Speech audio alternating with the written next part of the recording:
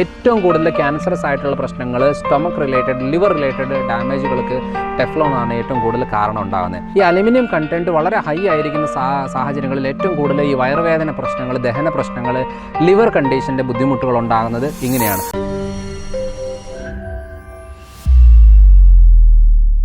Hello everyone, I am doctor Manoj Johnson. Lifestyle മെഡിസിനിലേക്ക് സ്വാഗതം. ഇന്ന് നമ്മൾ ഡിസ്കസ് ചെയ്യാൻ പോകുന്നത് നമ്മുടെ അടുക്കളയിൽ ഉപയോഗിക്കുന്ന പല രീതിയിലുള്ള കാര്യങ്ങളില്ലേ, പാത്രങ്ങളായിട്ടുണ്ട്, സാമ്പാർ പൊടികൾ, അതായത് മസാലപ്പൊടികൾ, അതേപോലെ എണ്ണകൾ, പയർ പരിപ്പ് വർഗ്ഗങ്ങൾ, പച്ചക്കറികൾ, അങ്ങനെ പല രീതിയിലുള്ള കാര്യമുണ്ട്. കാരണം അടുക്കളയെ കറക്റ്റായിട്ട് നമ്മൾ ഏത് രീതിയിൽ മാനേജ് ചെയ്യുന്നു അറിയുവാണെന്നുണ്ടെങ്കിൽ പിന്നെ അവർക്ക് ഈ രോഗങ്ങളെ പേടിക്കേണ്ട ആവശ്യം വരത്തില്ല. അല്ലെന്നുണ്ടെങ്കിൽ ചെറിയ ചെറിയ കാര്യങ്ങൾക്കൊക്കെ ആശുപത്രിയിൽ പോകേണ്ട ആവശ്യം വരത്തില്ല. പക്ഷേ ഭൂരിഭാഗം ആളുകൾക്കും ബേസിക് ആയിട്ടുള്ള ഈ അടുക്കള കൾച്ചറിനകത്ത് കുറച്ച് കാര്യങ്ങൾ, അതായത് അറിയാത്തത് കൊണ്ട് സംഭവിക്കുന്ന കുറച്ച് മിസ്റ്റേക്സ് ഉണ്ട്. അതിൽ ഞാൻ പല വീഡിയോകളിലും പറഞ്ഞിട്ടുണ്ട്. എന്തായാലും ഞാനൊന്ന് ഒരുമിച്ചാക്കിയിട്ട് അടുക്കളയിലെ എല്ലാ കാര്യങ്ങളും ഉൾപ്പെടുത്തിക്കൊണ്ട് ഒരു വീഡിയോ ആണ് ഇന്ന് ഉദ്ദേശിക്കുന്നത്.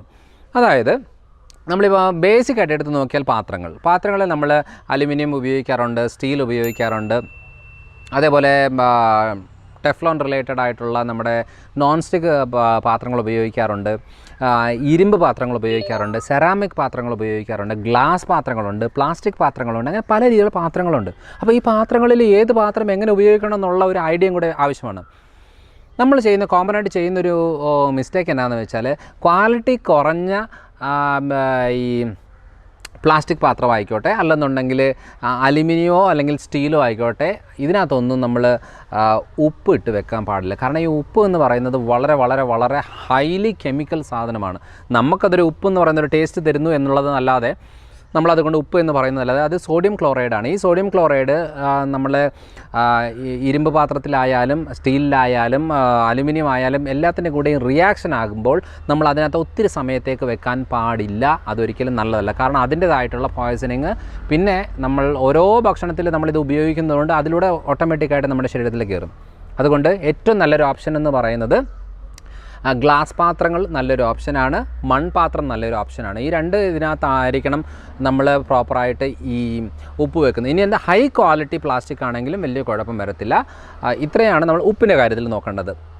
അതേപോലെ രണ്ടാമത്തെ കാര്യം എന്ന് പറയുന്നത്, നമ്മളിപ്പോൾ പാചകം ചെയ്യുന്ന പാത്രങ്ങൾ, പാചകം എന്ന് ഉദ്ദേശിക്കുമ്പോൾ നമ്മൾ നോൺ സ്റ്റിക്ക് ഉപയോഗിക്കാറുണ്ട്. നോൺ സ്റ്റിക്ക് ഉപയോഗിക്കുന്നതുകൊണ്ട് യാതൊരു കുഴപ്പമില്ല. പക്ഷേ നോൺ സ്റ്റിക്ക് എന്ന് പറയുന്നത് നമ്മളിപ്പോൾ തന്നെ ഈ വീഡിയോ കണ്ടു കഴിഞ്ഞിട്ട് എടുത്ത് നോക്കണം. ആ നോൺ സ്റ്റിക്ക് പാത്രം ഒന്ന് എടുത്ത് നോക്കിയിട്ട് ഇതിൽ എന്തെങ്കിലും വിള്ളൽ വന്നിട്ടുണ്ടോ, വരകൾ വീണിട്ടുണ്ടോ, പൊളിഞ്ഞ് വന്നിട്ടുണ്ടോ എന്നുള്ളത് നോക്കിയാൽ മതി. ഉണ്ടെങ്കിൽ അത് അന്നേരം എടുത്ത് കളഞ്ഞോണം. കാരണം അത് നമ്മളിപ്പോൾ ഒരു 1000 രൂപ കൊടുത്തതാണ്, അതിന് മൊത്തം നമ്മൾ അതിൻ്റെ ബെനിഫിറ്റ് എടുക്കണം എന്ന് പറഞ്ഞ് ഉപയോഗിക്കാൻ പോയി കഴിഞ്ഞാൽ അത് പ്രശ്നമാണ്. അപ്പോൾ അതുകൊണ്ട് ഈ ടെഫ്ലോൺ എന്ന് പറയുന്നത് ശരീരത്തിനുള്ളിലേക്ക് കയറി കഴിഞ്ഞാൽ പുറത്ത് പോകത്തില്ല. ഏറ്റവും കൂടുതൽ ക്യാൻസറസ് ആയിട്ടുള്ള പ്രശ്നങ്ങൾ, സ്റ്റൊമക്ക് റിലേറ്റഡ്, ലിവർ റിലേറ്റഡ് ഡാമേജുകൾക്ക് ടെഫ്ലോൺ ആണ് ഏറ്റവും കൂടുതൽ കാരണം ഉണ്ടാകുന്നത്. കഴിഞ്ഞ തവണ ഒരു കുട്ടി 17 വയസ്സുള്ള ഒരു പെൺകുട്ടിയായിരുന്നു. അവർ കഴിഞ്ഞ ഒരു 5-8 കൊല്ലങ്ങളായിട്ട് ആ പെൺകുട്ടിയെ വിളിച്ചുകൊണ്ട് ഉള്ള ആശുപത്രികളിലെല്ലാം പോകുമായിരുന്നു. അപ്പോൾ ഇങ്ങനെ പോയി കഴിഞ്ഞേച്ച് എപ്പോഴും നോക്കിയാലും വയറുവേദനയാണ്. എന്നാൽ സ്കാനിങ്ങിൽ ഒരു കുഴപ്പമില്ല, അല്ലെങ്കിൽ ബ്ലഡ് ടെസ്റ്റിൽ കുഴപ്പമില്ല, യാതൊരു കുഴപ്പമില്ല. അവസാനം ക്ലിനിക്കിൽ വന്ന സമയത്ത് ഞാൻ പറഞ്ഞു, ഇതെല്ലാം കേട്ട് നോക്കിയിട്ട് എനിക്ക് ഒരു റിപ്പോർട്ടിൽ ഒരു കാര്യവുമില്ല. അവസാനം മനസ്സിലായ ഒരു കാര്യം ചെയ്ത് നിങ്ങൾ ഹെവി മെറ്റലിൻ്റെ ഒരു ബ്ലഡ് ടെസ്റ്റ് ഉണ്ട്, അതൊന്ന് ചെയ്ത് നോക്കാൻ പറഞ്ഞു. അപ്പോൾ അങ്ങനെ നോക്കിയപ്പോഴാണ് അലുമിനിയം കണ്ടൻറ്റ് വളരെ ഹൈ ആയിരുന്നു. അപ്പോൾ അതുകൊണ്ടാണ് ഞാൻ ഈ വീഡിയോ തന്നെ എടുക്കാനുള്ള കാര്യം എന്ന് വെച്ചാൽ, ഈ അലുമിനിയം കണ്ടൻറ്റ് വളരെ ഹൈ ആയിരിക്കുന്ന സാഹചര്യങ്ങളിൽ ഏറ്റവും കൂടുതൽ ഈ വയറുവേദന പ്രശ്നങ്ങൾ, ദഹന പ്രശ്നങ്ങൾ, ലിവർ കണ്ടീഷൻ്റെ ബുദ്ധിമുട്ടുകൾ ഉണ്ടാകുന്നത് ഇങ്ങനെയാണ്. അപ്പം റിപ്പീറ്റഡ് ആയിട്ട് നമ്മുടെ ഇമ്മ്യൂണിറ്റി ലെവൽ കുറയുകയും റിപ്പീറ്റഡ് എല്ലാ ഇൻഫെക്ഷൻസ്, എല്ലാ പ്രശ്നങ്ങളും നമുക്ക് വരും. ചിലർ പറയാറില്ല ഇവൻ്റെ ഇമ്മ്യൂണിറ്റി വളരെ ലോ ആണ്, എപ്പോഴും ഇടയ്ക്കിടയ്ക്ക് ഇങ്ങനെ ജലദോഷം വരാറുണ്ട്, ക്ഷീണം ഉണ്ടാകാറുണ്ട്, പനി വരാറുണ്ട് എന്നൊക്കെ പറയുമ്പോൾ ശ്രദ്ധിക്കേണ്ട കാര്യമാണ്. നമ്മൾ ഉപയോഗിക്കുന്ന പാത്രങ്ങളും ഇതിനകത്ത് ബാധകമാണ് എന്നാണ് ഞാനത് എടുത്തു പറഞ്ഞത്. ഇനിയുള്ള കാര്യം എന്താണെന്ന് വെച്ചാൽ, നോൺ സ്റ്റിക്ക് ഉപയോഗിക്കാം, അത് നല്ല കറക്റ്റായിട്ടുള്ള രീതിയിലാണെങ്കിൽ കുഴപ്പമില്ല. ഇനിയുള്ളതെന്ന് പറയുന്നത് നമ്മുടെ സർജിക്കൽ സ്റ്റീലിൻ്റെ മെറ്റീരിയൽസ് ഉണ്ട്, അത് നല്ലൊരു ഓപ്ഷനാണ്. കാരണം അതിനകത്ത് നമ്മൾ ഈ ടെഫ്ലോൺ റിലേറ്റഡ് ആയിട്ട്, അല്ലെങ്കിൽ സ്റ്റെയിൻലെസ് സ്റ്റീലോ അലുമിനിയം എന്നൊക്കെ പറയുന്നത് ഉള്ളിലെല്ലാം തുളകളാണ്, പക്ഷേ പുറത്തുനിന്നാണ് ക്ലിയറായിട്ട് അതിനെ ഗ്യാപ്പ് ഇല്ലാതെ അങ്ങ് കവർ ചെയ്ത് വെക്കുമ്പോഴാണ് നമുക്ക് ഇത് വരുന്നത്. പക്ഷേ ഈ സർജിക്കൽ സ്റ്റീലിൻ്റെ രീതികളെന്ന് പറയുന്നത് ഫുൾ മൊത്തം മെറ്റലും ഒരു ഗ്യാപ്പ് പോലും ഇല്ലാതിരിക്കുന്നതുകൊണ്ട് നമുക്ക് അങ്ങനെ ഓയിൽ ഉപയോഗിക്കേണ്ട കാര്യം കൊണ്ടൊരു ആവശ്യം വരത്തില്ല. പിന്നെ അത് കുറച്ച് എക്സ്പെൻസീവാണ്, അതുകൊണ്ട് അത് സാധാരണ ആളുകൾക്ക് അത് പറ്റത്തില്ല. എന്നാലും അങ്ങനെ ഒരു ഓപ്ഷൻ ഉണ്ട് എന്നാണ് ഞാൻ എടുത്തു പറഞ്ഞത്. ഇനിയുള്ളത് ഇരുമ്പിൻ്റെ എന്ന് പറഞ്ഞാൽ ഇരുമ്പിൻ്റെ പാത്രങ്ങൾ കറക്റ്റായിട്ട് ഉപയോഗിക്കാൻ അറിയെങ്കിൽ മാത്രമേ ഇരുമ്പ് പാത്രങ്ങൾ ഉപയോഗിക്കാവുള്ളൂ. ഇല്ലെന്നുണ്ടെങ്കിൽ എന്താണെന്ന് വെച്ചാൽ കഴിഞ്ഞ തവണ അതായത് ഭക്ഷണം ഉണ്ടാക്കി വെച്ചിട്ട് കുറച്ച് നേരം അതിനകത്ത് വെച്ചിരുന്നതാണ്. അപ്പോൾ ഈ അയൺ കണ്ടൻറ്റ് എല്ലാം അതൊരു കടലക്കറിയായിരുന്നു. അയൺ കണ്ടൻറ്റ് എല്ലാം ഇതിനകത്ത് കടലയിലേക്ക് വന്നപ്പോഴത്തേനും നോർമലായിട്ടുള്ള കറി നല്ല ബ്ലാക്ക് കളറിലേക്ക് മാറി. അതൊരു 2-3 മണിക്കൂർ എങ്ങാണ്ട് അതിനകത്ത് വെച്ചതേ ഉള്ളൂ. അങ്ങനെ മാറിക്കഴിയുമ്പോൾ അത് കഴിച്ച് കഴിയുമ്പോഴത്തേനും അയൺ കണ്ടൻറ്റ് കൂടുതൽ എടുക്കുമ്പോഴത്തേനും ഒരു ലൂസ് മോഷൻ രീതിയിലേക്ക് വന്നു. അപ്പോഴാണ് മനസ്സിലായത് ഈ പാത്രം, കാരണം നോർമലായിട്ട് ഒരു കടലക്കറി കഴിച്ചാലൊന്നും ആകത്തില്ല. പക്ഷേ എന്തുകൊണ്ടാണെന്ന് പറഞ്ഞാൽ ഈ അയൺ കണ്ടൻറ്റ് കൂടുതലായിട്ട് ബോഡിയിലേക്ക് കയറിയാലാണ്. അപ്പോൾ ഏത് പാത്രത്തിൽ നമ്മൾ ഫുഡ് ചെയ്താലും ആ പാത്രത്തിൽ കൂടുതൽ നേരം വയ്ക്കും. പ്രത്യേകിച്ച് സ്റ്റീൽ, അലുമിനിയം, ഇരുമ്പ് പാത്രങ്ങളിൽ കൂടുതൽ നേരം ഭക്ഷണങ്ങൾ അതിനകത്ത് വെച്ച് കഴിഞ്ഞാൽ അത് ശ്രദ്ധിക്കണം. കാരണം അതിനകത്ത് നമ്മൾ പുളിയുള്ളതും എരിവുള്ളതും ആയിട്ടുള്ള അത് നമ്മൾക്ക് അത് ടേസ്റ്റാണ്. പുളി, എരിവ് എന്നൊക്കെ പറയുന്ന ടേസ്റ്റാണ്. പക്ഷേ ഇതൊക്കെ കെമിക്കൽസാണ്. ഈ കെമിക്കൽസൊക്കെ സ്റ്റീലിലും അലുമിനിയത്തിലും ഇരുമ്പിലും ഒക്കെ റിയാക്ഷൻ ഉണ്ടാക്കുകയും അതിൽ നിന്ന് ഓക്സൈഡുകളും ആയിട്ട് മാറുകയും അത് നമ്മുടെ ഉള്ളിലേക്ക് കയറിയാൽ പ്രശ്നമുണ്ടാകും. അതുകൊണ്ട് എങ്ങനെ വേണമെങ്കിലും പാചകം ചെയ്തോ, പക്ഷേ അത് വെക്കണമെന്നുണ്ടെങ്കിൽ ഏതെങ്കിലും സെറാമിക് പാത്രങ്ങളിലോ അല്ലെന്നുണ്ടെങ്കിൽ ക്വാളിറ്റി ഉള്ള ഫൈബർ പാത്രങ്ങളിലോ അല്ലെന്നുണ്ടെങ്കിൽ ഗ്ലാസ് പാത്രങ്ങളിലോ ആണ് ഏറ്റവും നല്ലൊരു ഓപ്ഷൻ ഈ പാചകം ചെയ്തത് മാറ്റി വെക്കാൻ വേണ്ടിയിട്ട്. ഇനി നമ്മൾ കഴിക്കുന്ന പ്ലേറ്റുകളിലായാലും ബെസ്റ്റ് ഓപ്ഷൻ എന്ന് പറയുന്നത് ഈ സെറാമിക് പാത്രങ്ങളില്ലേ. സെറാമിക് എന്ന് ഉദ്ദേശിക്കുന്നത് നമ്മൾ ഈ നോൺ സ്റ്റിക്കിൻ്റെ ഒരു സെറാമിക് മോഡലല്ല, നമ്മുടെ ഈ താഴെ ഇട്ടാൽ പൊട്ടുന്ന ടൈപ്പിൻ്റെ സെറാമിക് പാത്രങ്ങളില്ലേ, അതാണ് ഏറ്റവും കൂടുതൽ നമ്മൾ ഭക്ഷണം കഴിക്കാനും വിളമ്പാനും ഇതൊക്കെ ആയിട്ട് ഉപയോഗിക്കാൻ ഏറ്റവും നല്ലത് ആ രീതിയിലുള്ള സെറാമിക് പാത്രങ്ങളാണ്. അതിപ്പം പല രീതിയിൽ ചൈനീസ് പാത്രങ്ങൾ എന്നൊക്കെ പറയാറില്ലേ, പൊട്ടുന്ന ടൈപ്പിൻ്റെ മൺ ടൈപ്പിൻ്റെ പൊട്ടുന്ന രീതിയിലുള്ള പാത്രങ്ങളാണ് ഏറ്റവും നല്ലൊരു ഓപ്ഷൻ. അപ്പോൾ ഈ പാത്രങ്ങൾ എന്നൊക്കെ പറഞ്ഞാൽ വളരെ ഇമ്പോർട്ടൻ്റ് ആണ്. നമ്മൾ വെള്ളം വെക്കുന്നത് തന്നെ ഇപ്പോൾ കോപ്പർ നല്ലൊരു ഓപ്ഷനാണ്. പക്ഷേ ഹൈ ക്വാളിറ്റി കോപ്പർ ആണെന്ന് ഉറപ്പ് വരുത്തണമെന്നുണ്ടെങ്കിൽ അത് നല്ല കമ്പനിയിലുള്ള ഇതായിരിക്കണം. അതിനകത്ത് കറക്റ്റായിട്ടുള്ള പെർസെൻറ്റേജ് മെൻഷൻ ചെയ്തിരിക്കണം. അങ്ങനെയാണെങ്കിലേ അത് ഉപയോഗിക്കേണ്ട ആവശ്യമുള്ളൂ. ഇല്ലെന്നുണ്ടെങ്കിൽ ചില സൂപ്പർ മാർക്കറ്റിലൊക്കെ പോയി കഴിഞ്ഞാൽ 1000 രൂപ 1500 രൂപയുടെ നോൺ സ്റ്റിക്ക് ഒക്കെ എന്ന് പറയുന്നത് 100, 200, 500 രൂപയുടെ ഉള്ളിലാണ് നമുക്ക് കിട്ടിക്കൊണ്ടിരിക്കുന്നത്. ഓഫറാണെന്ന് പറഞ്ഞാൽ തരികയാണ്. അതൊക്കെ വീട്ടിൽ കൊണ്ടുവന്ന ഒറ്റ മാസം കൊണ്ട് തന്നെ അതിലുള്ളതെല്ലാം നമ്മൾ കഴിച്ച് തീർക്കുകയും ചെയ്യും. അതിനകത്ത് നല്ലതെല്ലാം നമ്മുടെ ശരീരത്തിൽ കയറും. അപ്പോൾ ശ്രദ്ധിക്കണം, നല്ല കമ്പനിയിലുള്ള നല്ല ക്വാളിറ്റി ഉള്ളത് കുറച്ച് പൈസ മുടക്കിയായാലും കുഴപ്പമില്ല. അത് നമ്മൾ ചിലപ്പോൾ 6 മാസമൊക്കെ ഉപയോഗിക്കുന്ന ആളുകളായിരിക്കും, ചിലപ്പോൾ 1 കൊല്ലം ഉപയോഗിക്കുന്നവരുണ്ട്, അങ്ങനെയൊക്കെ ഉണ്ട്. എന്നാലും നമ്മുടെ ഉപയോഗത്തിനനുസരിച്ച് ഇതിൻ്റെ ഡ്യൂറബിലിറ്റി കൂടുകയും കുറയുകയും ചെയ്യും. അതുകൊണ്ട് പാത്രങ്ങൾ വളരെ ഇമ്പോർട്ടൻ്റ് ആണ്. ഇനി എണ്ണയുടെ കാര്യത്തിൽ നമ്മൾ ഏറ്റവും കൂടുതൽ ശ്രദ്ധിക്കേണ്ടത്, നമ്മളിപ്പോൾ പല രീതിയിലുള്ള എണ്ണകളുണ്ട്. വെളിച്ചെണ്ണയുണ്ട്, റൈസ് ബ്രാനുണ്ട്, അതേപോലെ സൺഫ്ലവർ, പിന്നെ എള്ളെണ്ണ, കടുകെണ്ണ, തവിടെണ്ണ, മറ്റേ പല രീതിയിലുള്ള എണ്ണകളില്ലേ, നമ്മൾ സാധാരണ ഉപയോഗിക്കുന്ന എണ്ണകളൊക്കെ ഉണ്ടല്ലോ. അപ്പോൾ ഈ എണ്ണകളിൽ ഏത് എണ്ണയാണ് കുറച്ചുകൂടെ നല്ലത്, ഏത് എണ്ണയാണ് കുറച്ചുകൂടെ ബെറ്റർ എന്നുള്ളത് നമുക്ക് എപ്പോഴും കൺഫ്യൂഷനാണ്. റിഫൈൻഡ് ഓയിൽസ് എന്ന് പറയുന്നത്, നമ്മൾ റിഫൈൻഡ് എന്ന് ഉദ്ദേശിക്കുന്നത് നമ്മൾ കേൾക്കുമ്പോൾ കൊള്ളാമല്ലോ നല്ല ശുദ്ധീകരിച്ച എണ്ണ എന്നുള്ളത് ഒന്നുമല്ല. ഇത്രയും ലോ ക്വാളിറ്റി ആയിട്ട് ഒരു രീതിയിലുള്ള ആരോഗ്യ ഗുണങ്ങളില്ലാത്ത എണ്ണകളാണ് റിഫൈൻഡ് ഓയിൽസ്. അതിൽ എന്താ പറയുക, ചെറിയ ഒരു സൺഫ്ലവർ ഓയിൽ 1 ലിറ്റർ കിട്ടണമെന്നുണ്ടെങ്കിൽ മിനിമം ഒരു 7 കിലോ എങ്കിലും സൺഫ്ലവർ സീഡ് വേണം. പക്ഷേ ഇത് എങ്ങനെയാണ് ഇത്രയും എണ്ണ വരുന്നത് നമ്മൾ ആലോചിക്കുന്നില്ല. തവിടെണ്ണ എങ്ങനെയാണ് ഇത്ര കിട്ടുന്നതെന്ന് ആലോചിക്കുന്നില്ല. കാരണം അതിനകത്ത് നമ്മളൊരു പെട്രോളിയം പ്രോഡക്റ്റ് ഹെക്സൈൻ അങ്ങോട്ട് ഇട്ടിട്ട് വേണം അതിൽ നിന്ന് എണ്ണ എടുക്കാൻ. അതിൻ്റെ കോട്ടൺ സീഡ് ഓയിലുകളും കാര്യങ്ങളും എല്ലാം മിക്സ് ചെയ്തെടുത്തിട്ടാണ് ഈ ഒരു ലോ ക്വാളിറ്റി ഇത് വരുന്നത്. കാരണം ഇപ്പം സൺഫ്ലവർ ഓയിലിനൊക്കെ എന്നാ വിലയുണ്ട്, ഒരു 70-80 രൂപയ്ക്കൊക്കെ 100 രൂപയുടെ ഉള്ളിലൊക്കെ സൺഫ്ലവർ ഓയിൽ കിട്ടും. അപ്പോൾ അങ്ങനെ നോക്കണം. നമ്മൾ ഏറ്റവും നല്ല ഓപ്ഷൻ എന്ന് പറയുന്നത് വെർജിൻ കോക്കനട്ട് ഓയിലാണ്. അതേപോലെ നമ്മുടെ ആട്ടിയ വെളിച്ചെണ്ണ നല്ലൊരു ഓപ്ഷനാണ്.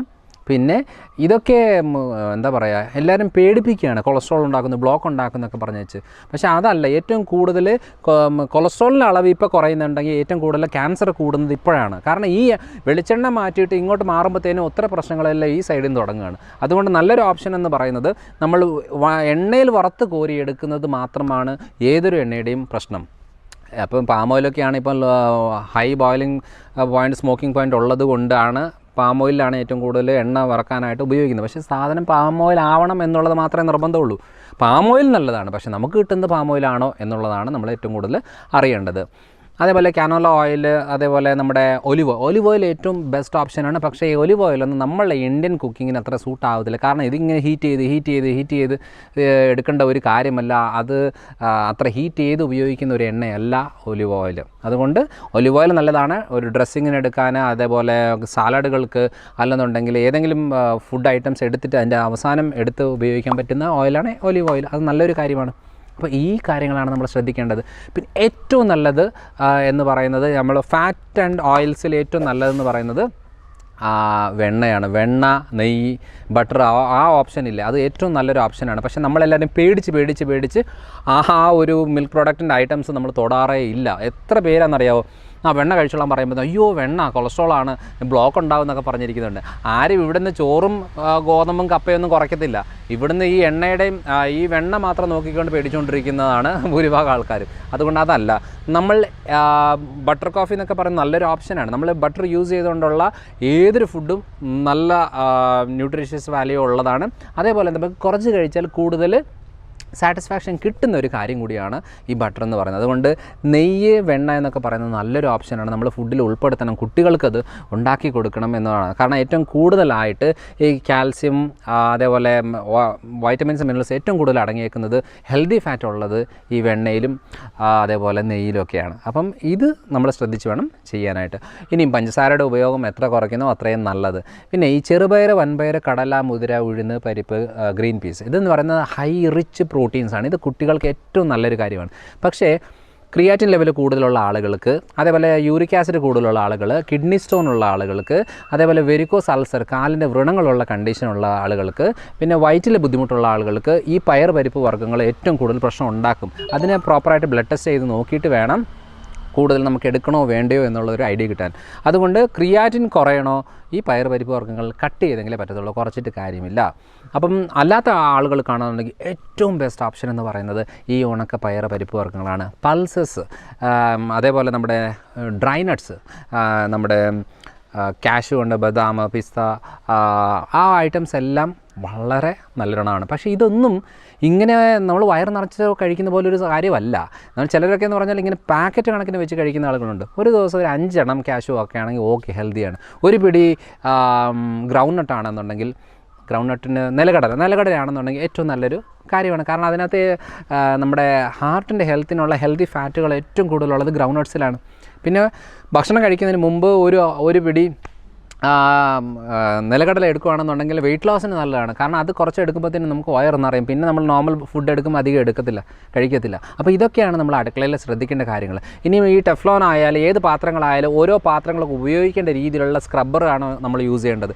അതായത് നമ്മളിപ്പോൾ കണ്ടില്ലേ, ചിലയിടത്തൊക്കെ ഗ്രീൻ സ്ക്രബ്ബർ കാണാറുണ്ട്, ചിലയിടത്തൊക്കെ സ്പോഞ്ചിൻ്റെ കാണാറുണ്ട്, സ്പോഞ്ച് പ്ലസ് ഗ്രീൻ അല്ലെങ്കിൽ ബ്ലൂ കളറിൻ്റെ റഫ് കാണാറുണ്ട്, ചിലർക്ക് സ്റ്റീൽ കാണാറുണ്ട്. അങ്ങനെ പല ടൈപ്പിന് സ്ക്രബ്ബേഴ്സ് ഉണ്ട്. ചില പ്ലാസ്റ്റിക് സ്ക്രബ്ബേഴ്സ് ഉണ്ട്. ഓരോ പാത്രങ്ങൾക്ക് ഓരോന്നുണ്ട്. ഇപ്പോൾ ടെഫ്ലോണായിട്ടുള്ള നോൺ സ്റ്റിക്കിലൊന്നും ഒരു കാരണവശാലും നമ്മുടെ സ്പോഞ്ചിൽ വേണം തന്നെയാണത് കഴുകാനായിട്ട്. അല്ലാതെ നമ്മൾ ഈ സ്റ്റീലിലോ പ്ലാസ്റ്റിക്കിലോ ആയിട്ട് കഴുകി കഴിഞ്ഞാൽ അതിൻ്റെ ഡാമേജ് ഉണ്ടാകുകയും അത് വീണ്ടും പ്രശ്നം ഉണ്ടാകും. ഇനി നമ്മൾ ഉപയോഗിക്കുന്ന കത്തി വളരെ വളരെ വളരെ ഇമ്പോർട്ടൻ്റ് ആണ്. നമ്മൾ ഹൈ ക്വാളിറ്റി നല്ല വില കൊടുത്തിട്ട് കത്തി ഉപയോഗിക്കുന്നതാണ് നല്ലത്. കാരണം ചില കത്തികളൊക്കെ കാണാറില്ലേ, ഈ കത്തി ഉപയോഗിച്ച് അതിങ്ങനെ കത്തി ഇങ്ങനെ തേഞ്ഞ് പോകും. ഈ തേഞ്ഞ കത്തികളൊക്കെ അതിൻ്റെ ഇരുമ്പൊക്കെ നമ്മളാണ് കഴിക്കുന്നത്. അപ്പോൾ അതുകൊണ്ട് നല്ല ക്വാളിറ്റി കത്തികളാണ് നമ്മൾ എടുക്കേണ്ടത്. വെച്ച ഉടനെ ഇങ്ങനെ തുരുമ്പ് പിടിച്ചിട്ട് ആ തുരുമ്പ് പിടിച്ചത് തന്നെ ആദ്യം നന്നായിട്ട് കഴുകാതെ നമ്മൾ ഉപയോഗിച്ച് ഈ തുരുമ്പൊക്കെയാണ് നമ്മൾ കഴിച്ചുകൊണ്ടിരിക്കുന്നത്. പല രീതിയിലുള്ള ആരോഗ്യ പ്രശ്നങ്ങൾക്ക് മെയിൻ കാരണം എന്ന് പറയുന്നത് ഈ നമ്മൾ അടുക്കളയിലെ വൃത്തി, അതേപോലെ ഭക്ഷണം ഉണ്ടാക്കുന്ന രീതികൾ, പാത്രങ്ങളുടെ രീതികൾ, പാത്രം ചെയ്ത് വെക്കുന്ന പാത്രങ്ങൾ, ഓരോ കണ്ടെയ്നേഴ്സ്, ഇതെല്ലാം വളരെ വളരെ ഇമ്പോർട്ടൻ്റ് ആണ്. അതുകൊണ്ട് അടുക്കള എന്ന് പറയുന്നത് എല്ലാ വീടുകളിലും ഉള്ള ഒരു കാര്യമാണ്, എല്ലാവർക്കും ആവശ്യമുള്ളൊരു കാര്യമാണ്. അതുകൊണ്ട് ഈ വീഡിയോ നിങ്ങൾക്ക് ഉപയോഗപ്രദമായിട്ട് തോന്നുവാണെന്നുണ്ടെങ്കിൽ കൂടുതൽ ആളുകളിലേക്ക് എത്തിക്കുക. ഒത്തിരി ആളുകൾക്ക് അത് ഉപയോഗപ്പെടട്ടെ. കാരണം ഐഡിയ ഇല്ല, ഇതിനെക്കുറിച്ച് അങ്ങനെ കൂടുതൽ ഡിസ്കഷൻ വരുന്നില്ല. നമ്മൾ മെയിൻ കാര്യങ്ങൾ നോക്കിക്കൊണ്ടിരിക്കും. പക്ഷേ നമ്മൾ ശ്രദ്ധിക്കാതെ പോകുന്ന ഒത്തിരിയേറെ കാര്യങ്ങൾ നമ്മൾ അറിയാതെ ചെയ്യുന്ന കാര്യങ്ങളാണ്. അതുകൊണ്ട് ഈ ഒരു കാര്യങ്ങൾ അടുക്കളയിലെ കുറിച്ചുള്ള ഫുൾ കാര്യങ്ങൾ ഞാനിന്ന് ഉൾപ്പെടുത്തിക്കൊണ്ടുള്ള വീഡിയോ ആണിത്. ഇതിൻ്റെ നിങ്ങൾക്ക് ഒത്തിരിയേറെ സംശയങ്ങൾ കാണാം. പക്ഷേ എന്നാലും നിങ്ങൾ ഏതൊക്കെ കാര്യങ്ങളാണ് ശ്രദ്ധിക്കുന്നത്, ഇതൊക്കെ ഞങ്ങൾ ശ്രദ്ധിച്ചിട്ടുണ്ടോ, അല്ലെങ്കിൽ ശ്രദ്ധിച്ചതിന് ശേഷം വന്നിട്ട് മാറ്റങ്ങളെന്തോ എന്തെങ്കിലും ഉണ്ടെന്നുണ്ടെങ്കിൽ അത് കമൻ്റ് ആയിട്ട് ഇടുക. കാരണം ഒത്തിരി കാര്യങ്ങൾ എനിക്ക് റിപ്ലൈ തരാൻ പറ്റത്തില്ല, എന്തായാലും നമ്മളിത് വായിച്ച് കേൾക്കാറുണ്ട്. നമ്മൾ ചെയ്യുന്ന കാര്യങ്ങൾ എവിടെയെങ്കിലും ഉപയോഗപ്പെടുന്നുണ്ടോ, ആർക്കെങ്കിലും ചെയ്യുന്നുണ്ടോ. കാരണം ഒത്തിരി ആളുകൾ അവരവരുടെ ബെനിഫിറ്റ്സ് പറയാറുണ്ട്. ഡോക്ടർ ഇത് പറഞ്ഞതിന് ശേഷം ഞങ്ങൾ ഇത് ചെയ്ത് നോക്കിയിട്ട് നല്ല മാറ്റം വന്നു എന്നൊക്കെ പറയാറുണ്ട്. അങ്ങനത്തെ കാര്യങ്ങൾ എന്തെങ്കിലും ഉണ്ടെങ്കിൽ നിങ്ങൾ കമൻ്റ് ആയിട്ട് ഇടുക. അപ്പം ഈ ഒരു കാര്യം കൂടുതൽ ആളുകളിലേക്ക് എത്തിക്കുക. അപ്പോൾ അടുത്ത തവണ അടുത്തൊരു വീഡിയോ ആയിട്ട്